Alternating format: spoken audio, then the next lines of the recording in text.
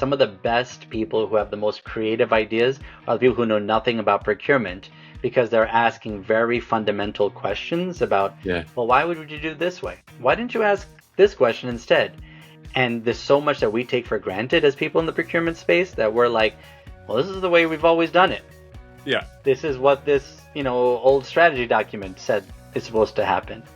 And all of a sudden now, when you bring in people who haven't lived the procurement life, they're coming in with new ideas just because maybe they had an experience when they were working with sales and marketing or when they were working with finance or engineers. And now they're saying, hey, I did this once in this other space. What about this question? Or, hey, what you're saying doesn't really resonate with me. Explain. And then once you get that explanation, they're able to produce so much wonderful and informative information that you could do a lot with.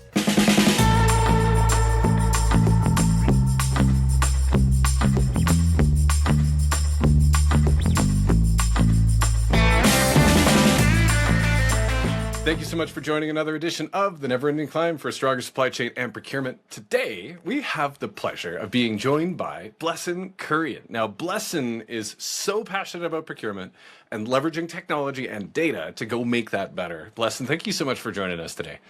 Sean, thank you very much for having me. It's really exciting to be here with you.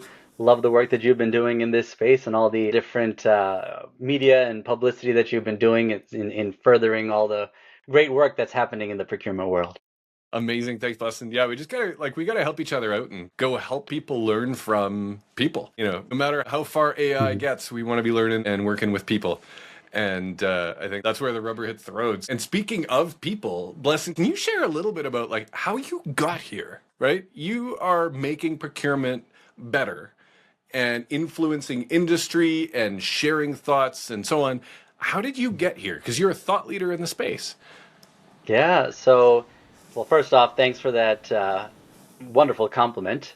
When I think about how I got here, it was not intentional. I did not start off as a person who was interested in procurement, right? My background is in IT. I studied IT and finance when I was in college. I was doing IT consulting within the aerospace and defense industry for several years before I decided, hey, you know what? I think I want to be more on the business side. And it was a bit of a serendipitous occasion, very, very much a serendipitous experience. I was driving through New Jersey, saw a company that I wasn't familiar with before, and name of the company is BD. And I was curious, oh, I wonder what that company does. And I did a little bit of research, found out that they had some opportunities in the procurement space. And I said, oh, you know what? Let me try to apply to this procurement thing. I have no idea what procurement does. It seems incredibly easy. All those people do is say, no, you can't buy that. And that's it, right? So that was pretty much my intention. So how hard could it be to be a person on the procurement side? Sounds easy to go and tell somebody, no, you can't have Yeah, that yeah, PO. exactly. And the role there was a continuous improvement manager. And I felt like, okay, I have the great, I had a lot of experience and a lot of skills in the IT world. I know how to break down problems. I know how to do great value stream maps and, break down processes. So I could probably do this. And again, right, what's so hard about saying no to people, right? I could improve that process. Little did I know once I joined, how complex the procurement world is, how instrumental it is in the functioning of a company and the broader supply chain world. And Yeah. I said, okay, well, this is a lot more than I expected, but way more interesting than I would have hoped. And it became a really exciting subsequent 15-ish years after I joined that company, where I was able to take on more and more responsibility from a continuous improvement manager to a process owner to being responsible for the broader technology and data landscape. And then coming to where I am today, which is, working with Thermo Fisher, where I am responsible for the digital and data space within the procurement organization. That is really, really cool. There's a couple of things that stand out to me there. One, there is often a lack of appreciation of how sophisticated a well-run supply chain is and Mm-hmm. that critical role of procurement. The first people to get a call when something's on fire is Yeah. somebody in procurement. And I think this is where, depending on how that team and function has been run and managed and led, you can end up with an organization that's really forward thinking, or you can end up with an organization that's running around with their hair on fire with on call schedules for all of the emergencies that keep coming up. Hmm. And it's really, really fascinating to look at the different levels of sophistication. The, oh, well, you just got Yeah. to go do it. And the expectation that somebody is there with a, hey, I found this supplier. It's a great, and I negotiated this great deal. Go get us the PO. And all of that just gets at all of us. But we smile because it's still kind of true, but you don't want it to be. And there's places where you know that still happens. And then there's places where they're so far past that. And how do we learn from Yeah. that? I think about that journey to get to where you are. There's so many people that have that lens of continuous improvement and that just leave the world better. That to me is like the never ending climb, Yes. in a nutshell. Yes. Right. And so it's like, these are my people. Yeah. And when I think about how we go through that, there's improvements where we won and there's improvements where we learn something. Hmm. And I'm hoping you could share a couple of those, no names basis, but what are some of those things that you would hope people can learn vicariously through your experience? So yeah, as I reflect on, my experiences being in this procurement space, to me, I think what's really important is being able to communicate effectively with your stakeholders, right? And it could be people outside of procurement who have maybe a limited understanding or appreciation of what procurement does, but also within the procurement space, because there's a lot of people in procurement who have very, very different roles, who have different levels of understanding. And so being able to connect with people, being able to communicate what it is that you're trying to do to help them, what's the background and the context of what you're trying to say, and what's the justification for what you're trying to recommend is really critical. So, I mean, a hard lesson learned, right, in my experience, right, coming up from being more of a technology person and coming into the procurement space, is that communication piece. All right. It's really important, right, when you're talking to non-technical folks, that you're able to articulate the complexity of doing something without droning on and making them fall asleep about what it is that you're trying to say. But then also when you're working with your technical friends, right, being able to help them understand what it is that we're trying to do together and giving them that business context so that they feel value in the work that they're doing. Those are probably some of the biggest lessons I've learned, and it all comes back to communication and connection and relationship building. I would also say that a big lesson learned, or what I often see that there is a big need for, is people who understand the bridge between people and information, whether it's data or technology. Often we're seeing Yeah. that there are people who are really great strategists who can really communicate well, but they do not understand what it takes to get things done. And then you have people who are really great technically, but can't effectively relay what needs to happen or translate that into business results. So being able to have a fundamental understanding of both sides and then being really good at one or both is really what's going to set people apart for the future. I think that idea of kind of a digital fluency, when you can Hmm. bring that with you in today's world, this is a superpower because understanding the data as opposed to only understanding the Yep. story and the strategy, very important to be able to communicate, but understanding what it means and how data flows is something that unlocks a lot of capability, unlocks a lot of potential. Yes. There's something too that I really like about what you emphasized in the people and the communication, because some people get the data, but they're not really let out of the back room to go talk to people for good reasons, and that's an opportunity for growth. Yes. Yes. Yes.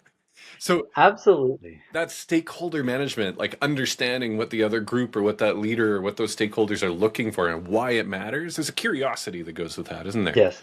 Absolutely. There is absolutely a curiosity that goes there. And I do think that that goes back to, whenever we have a conversation with people who really understand data, I feel like that is a very difficult skill to build, right? Especially when we're operating where, in the spaces that I've been operating for the last several years, which is large, massive amounts of information, large amounts of data. So how do you make sense of it and put it into the business context and what you just said, right? Tell the story.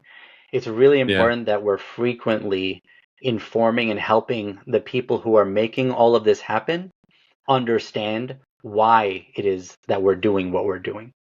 And it helps them come up with brilliant ideas. Some of the best people who have the most creative ideas are the people who know nothing about procurement because they're asking very fundamental questions about, well, why Yeah. would you do it this way? Why didn't you ask this question instead? And there's so much that we take for granted as people in the procurement space that we're like, well, this is the way we've always done it. This Yeah. is what this, old strategy document said is supposed to happen. And all of a sudden, now, when you bring in people who haven't lived the procurement life, they're coming in with new ideas just because maybe they had an experience when they were working with sales and marketing or when they were working with finance or engineers. And now they're saying, hey, I did this once in this other space. What about this question? Or, hey, what you're saying doesn't really resonate with me. Explain. And then once you get that explanation, they're able to produce Yeah. so much wonderful and informative information that you could do a lot with, and you could tell a great story. And I think that's where it really starts to come back together is the people that tell stories that people Mhm. remember because humans remember stories, right? Yeah. I'm looking forward to more people remembering yours and how being able to communicate and understand data. And then if your strength isn't storytelling, working with people who is, Yeah. there's something around the way that we learn, the way that we grow, and we often have opportunities to share with others like this of things that we wish we knew sooner. If you had a chance to go back and talk to yourself or, somebody that you know, love, and care Mhm. about who was kind of 10, 20 years before you in your career, what would you want to tell them? Yeah, if I go back 20 years, right, and I'm able to talk to myself, it would be, I spent a lot of time back then focusing on the technical aspects, which is all wonderful. But what I feel has really helped me in my journey and in my career is is that connection with people and understanding the process. So often, and I alluded to this earlier, right? But so often I find people focus and they hone in on just one piece of this. You're a data person, you're a process person, you're a strategy person. And I feel like we're doing ourselves a disservice now, especially in this era, right? In this time where that is an advantage, right? When you can break down a problem, the way that an IT person does, right? Or you could Yeah. break down data, right, and really understand data the way that a data scientist or an analyst does. And as soon as you're able to effectively communicate that to people, boy, you are making a big, big difference. And it is a very hard skill set to get, but that comes through practice, right? That comes through regular communication. That comes through by talking to people outside of your comfort zone, right? And interacting with people at a variety of different levels of the organization, right? So when you're talking to your peers, other executives, whoever it might be, people who don't understand the work that you do is also a wonderful training ground to help you hone in on telling a good story, being an effective communicator, and tying that data together. So, yeah, for me, it is about not just focusing on a silo of understanding business or a silo of understanding data or a silo of understanding technology. It's no, be an expert in one, two, or three of them, but make sure that you have a good foundation in the others as well. I think that's one of the biggest unlocks, right? Mhm. Is that multidisciplinary skill set that Mhm. is exponentially powerful and that those that get really really deep in either technical or process or strategy or I'm not technical Yep. is in my view one of the biggest mental walls that people put up for themselves when you can learn it. Yep. You can get Absolutely. out there and learn it like so many people have. Yep. It's magic. Yeah. Absolute magic. Yeah, exactly. And to me, right, anything and everything can be learned if you're willing to invest the time and step out of your comfort zone, right? Yeah. And I mean, frankly, that's what I had to do. I would say, right, these kinds of conversations, right, is not my strong suit, right? But you know, this is why we do it, right? I Yeah, would do these because I want to step out of my comfort zone. I want to be able to have the opportunity to share what I know, what my experiences are, and get better at it, right? Because in 20 years from now, when I'm talking to the 20-year earlier version of me, I might have a new story to tell, but I want to make sure that I'm telling it even better when I get there. I love it. I've got folks that I know that reintroduce themselves to people if they haven't met them in a year or two because they're not the same person that they Yeah. were the last time they met them. Hmm. And I think that sort of pace of growth is an amazing unlock, right? Yeah. There's at one end, there's the I am who I am, who I am.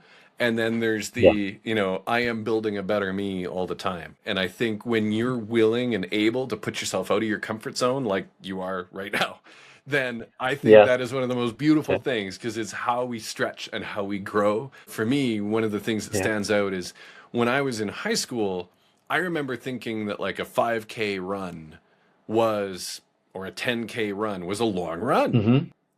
And then, as I learned and I got to know other people and I, suddenly found myself going, wow, a 30-kilometer run in one day? That sounds crazy. And then Yeah. you find out about these ultra marathoners that are running like, 50, 100 miles a day.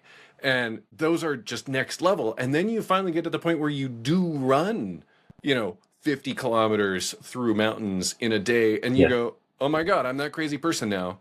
But we could do it, right? And Yeah. then you did it. And then it redefines your comfort zone in such spectacular ways. And suddenly your comfort zone goes from little itty bitty thing and then it gets bigger and bigger and bigger Yeah. and bigger. All of a sudden, like the whole world becomes this amazing set of opportunities instead of, oh my God, that's crazy. Yes. And Yeah. that is so fun to get to talk to people that share that want to keep stretching the comfort zone and go pushing the limits and leaving the world better than we found it because that's what it's all about, isn't it? Absolutely. I mean, that's 100% what it is, right? And it's an example to others as well, right? I mean, Sean, that's okay. I would say, yeah, it does sound crazy, a 50-kilometer run. Let me try to just, keep up with a 5K, and I'll feel better about myself. But again, right, hearing a story like that, right, hearing from you, it does cause someone else to think, okay, maybe I need to do a 5K more often, is what I just thought as you tell me. I won't go for the 50 just yet, right? But maybe I All need to good, step all it up good. and get to a 5K on a regular basis, sure. Yeah, But this is why we have to share our stories, we have to share our perspectives, and yeah, every day, aim to be better, right? And share what we did, where we were, and what we want to do as well, right? What we want to yeah. do next. And put it out there, Yep. right? Like I'm building the strongest supply chain solution in the world. I'm just putting it out there, There you right? go. Put it And out there. right? And then, it's amazing what we could do, right? If I Yeah. think back years ago, I was thinking about something smaller and then, the view of what we can build gets bigger and better, bolder. Yeah. And the other question I can invite you and anyone else listening is, if your dreams and goals don't scare you a little bit, dream bigger. Yes. No, 100%. 100%, right? I'm very scared of my next, whenever I get to the 5K, but also, in the work context, right? It's, you got to keep stretching, you got to keep moving, and you got to see what more you can do. This world is changing so fast, right?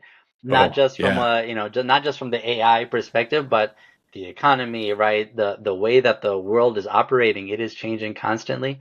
So we have to take ourselves out of the comfort zone and aim to be better and figure out how do we do more and be more effective in our work life, in our personal life, in everything, right? Just aim to continuously do better. Because if you don't try, you're going to fall behind, and it's not a good look. 100%. Yeah, That's such words to live by, Blessing. Gotta try. got to try. That's amazing. Thank you so much for joining us this week. I really, really appreciate it. And for everyone watching, this has been another edition of The Never Ending Climb for a Stronger Supply Chain and Procurement. See you next week. Thank you, Sean. Thanks, Blessing.